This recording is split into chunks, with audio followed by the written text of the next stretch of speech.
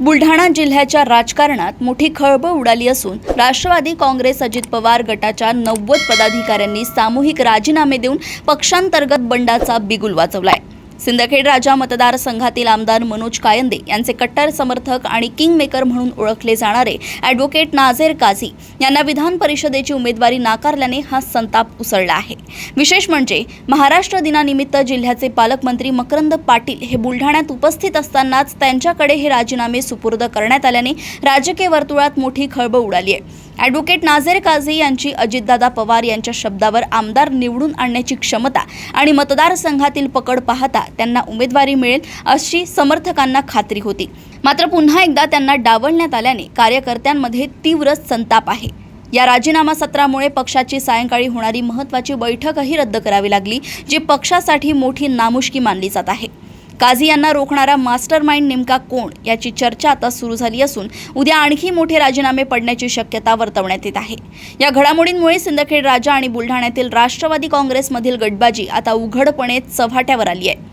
नाही, विधान परिषदेकरता आता तुम्ही राष्ट्रवादी काँग्रेसचं म्हणाल तर आमचे नाझेर काझी साहेब हे इच्छुक नक्की होते आणि त्या पदाला पात्र असणारे ते उमेदवार होते, परंतु जागा एक आणि इच्छुक अनेक, त्यामुळं शेवट पक्षश्रेष्ठींनी काही निर्णय घेतला आणि निश्चितपणानं काझी साहेबांना न्याय मिळणं अपेक्षित होतं।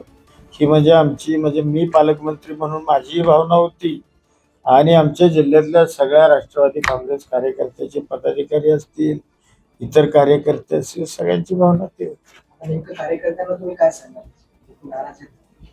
नाही, आता राजकारणामध्ये कसं असतं, राजकारणामध्ये वाटतं प्रत्येकाला शेवट काम करणारा जो कार्यकर्ता असतो त्याला न्याय मिळणं किंवा त्याची ती अपेक्षा असणं हे स्वाभाविक आहे, म्हणजे ते काही गैर नाही। परंतु राजकारणामध्ये कधी कधी थोडंसं थांबावं लागतं। जर काझी साहेबांना 1-2 वेळा निश्चित थांबावं लागलेलं आहे, भविष्यामध्ये निश्चित त्यांना न्याय मिळेल अशी मला खात्री वाटते। राजीनाम्यामुळे आपला आज कार्यक्रम होता, पदाधिकारी कार्यकर्ता मेळावा, ते रद्द करण्यात आले? नाही, असं काही नाहीये, असं काहीच नाहीये। म्हणजे तुम्ही काहीतरी चुकीचा मेसेज देऊ नका, असं काही नाही। मेळाव्याचं मीच कॅन्सल, मला इथं मिटिंगला उशीर व्हायला लागला, काही कार्यकर्ते बसेसनं आले होते आणि त्या कार्यकर्त्यांना घरी जाणं गरजेचं होतं, त्यांचे मला निरोप यायला लागले। बरं, आता म्हणलं जो विषय हातात घेतलाय तो अर्धवट सोडायचा आणि नुसतीच पळापळ बैठकांची करायची, हे मला काही योग्य वाटलं नाही। परंतु प्रमुख कार्यकर्त्यांची बैठक आता सर्किट हाऊसवर मी घेतलेली आहे, पण इतर जे छोटे आमचे कार्यकर्ते ते जे बसनं आले त्यांना मी सूचना केली की बाबा तुम्ही जावा, मी परत पुन्हा येतो, पुन्हा जिल्ह्याची आपली आढावा बैठक घेऊ, कारण अद्याप काही कुठल्या निवडणुका नाहीत आणि काही नाही।